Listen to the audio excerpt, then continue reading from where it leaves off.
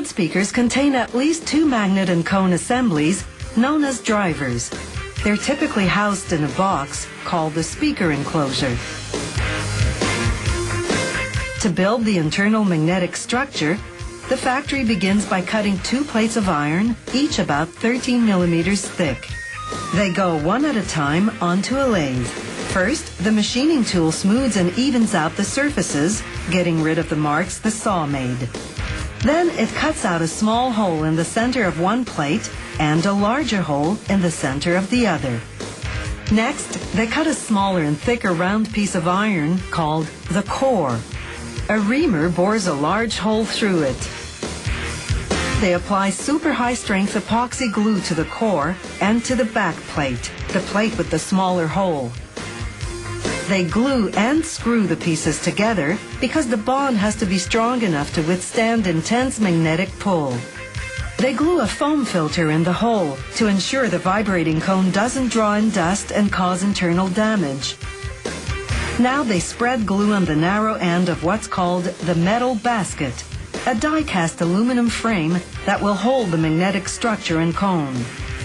They screw the front plate, the plate with the bigger hole, onto the glued surface. Then they glue the underside of the front plate and one side of a ferrite, a ceramic ring made from iron powder.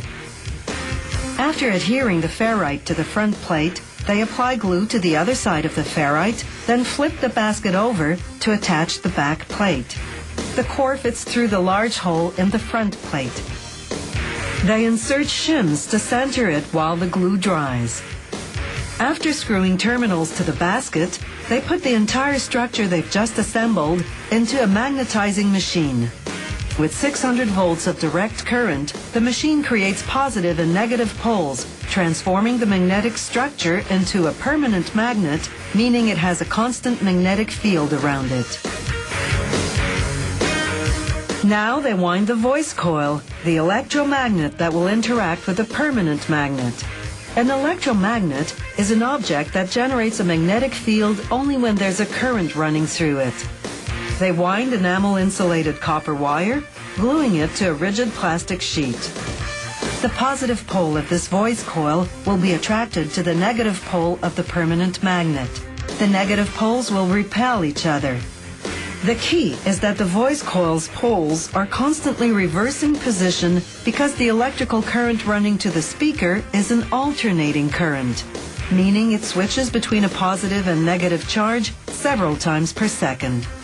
This makes the magnets attract and repel each other continuously, causing the voice coil to move back and forth rapidly. This vibrates the cone, which creates sound waves.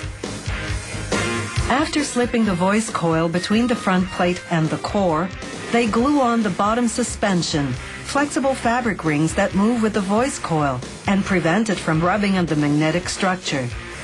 Next, they glue the cone. It's usually made of cardboard, plastic, or metal. Then they solder the electrical connections. The current coming from the amplifier travels by wire to the two terminals. The terminal wires connect to the voice coil wires. After making sure the cone moves freely without rubbing, they glue on a rigid cardboard cap to keep out dust. The last step is to take the speaker for an audio test drive. They connect it to a machine that transmits different frequencies. They make sure the movement of the voice coil and cone isn't obstructed in any way. Then a computer device analyzes the sound wave the driver sends out. Two-way speaker systems have two drivers in each enclosure, a woofer and a tweeter. A woofer has a large cone that vibrates more slowly for low frequencies. A tweeter has a small cone that vibrates quickly for high frequencies. Three-way systems have a third driver with a medium-sized cone for the mid-ranges.